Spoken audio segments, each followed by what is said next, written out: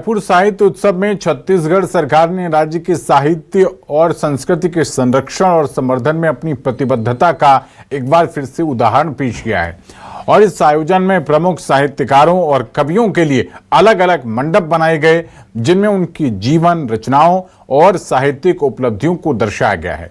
और ये पहल न केवल साहित्यकारों के प्रति सम्मान व्यक्त करती है, बल्कि युवा पीढ़ी और साहित्य प्रेमियों को प्रेरित करने वाला अनूठा अवसर भी प्रदान करती है।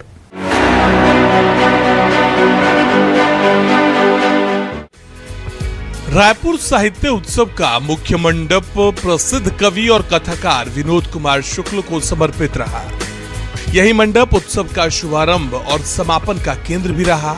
यहाँ उनके उपन्यास, कहानियों और पुरस्कारों की जानकारी बड़े ही आकर्षक और जीवंत तरीके से प्रस्तुत की गई।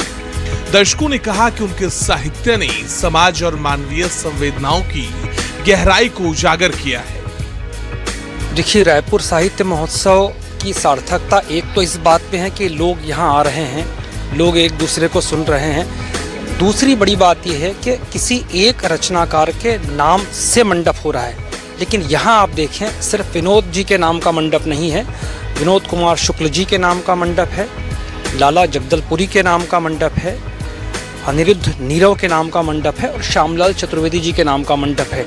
ये सारे वो लोग हैं जिनसे मिलकर के छत्तीसगढ़ बनता है। विनोद कुमार शुक्ल इस पूरे छत्तीसगढ़ का सबसे बड़ा नाम। बात ये पुनः रायपुर साहित्य महोत्सव का आयोजन किया गया है और इस आयोजन की ये स्थिति ये है कि इसमें बहुत सारे जो नए रचनाकार हैं और जिनको बहुत सारे लोग जानते भी नहीं थे और बहुत पुराने रचनाकार हैं जिनको साहित्य अकादमी पुरस्कार के माध्यम से जाना गया।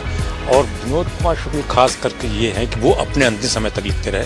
वो जब बिस्तर पर मरणासन अवस्था में थे तब उनको साहित्य अकादमी ने आके पुरस्कृत किया था।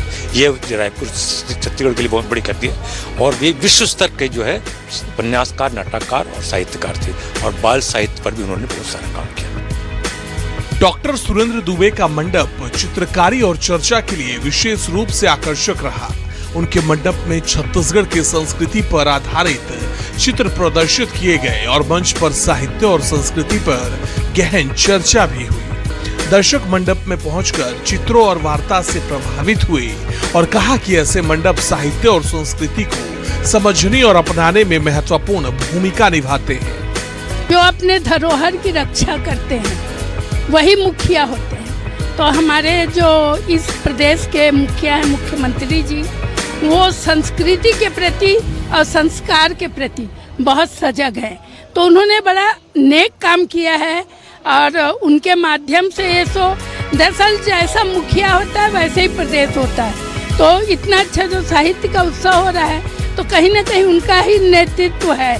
तो इसमें चूंकि ये अपने सब साहित्यकारों को याद कर रहे हैं तो एक प्रकार से उनके द्वारा दी गई श्रद्धांजलि है।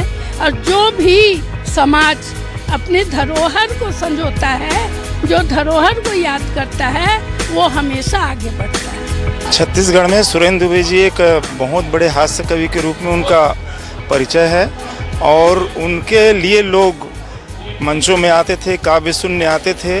सुरेंद्र दुबे जी ने छत्तीसगढ़ की ख्याति देश में विदेश में हर तरफ उन्होंने ख्याति फैलाई है और ऐसा उनको समर्पण मंच बना करके देना शासन का एक बहुत अच्छा प्रयास है और इसके लिए छत्तीसगढ़ की जनता हम सब उनको बधाई भी देते हैं, शासन को इसके लिए आभार भी व्यक्त करते हैं। साहित्य समाज का दर्पण होता है और प्रत्येक व्यक्ति किसी भी साहित्य को जब भी वो पठन करता है तो वो हमेशा वो लिखा कभी गया हो पर वो अपनी समकालीन वर्तमान की स्थिति को ही दर्शाता है।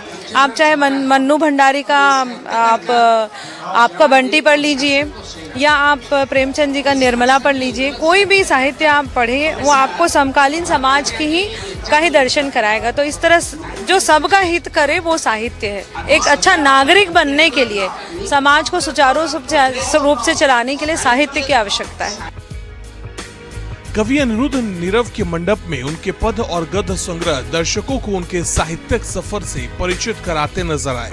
छत्तीसगढ़ी साहित्य के प्रमुख हस्ताक्षर लाला जगदलपुरी और वरिष्ठ साहित्यकार पंडित श्यामलाल चतुर्वेदी के मंडपों ने भी दर्शकों को गहन साहित्यिक अनुभव प्रदान किया। रायपुर साहित्य उत्सव मेरी जानकारी में अब तक इतना बड़ा उत्सव कभी आयोजित नहीं हुआ।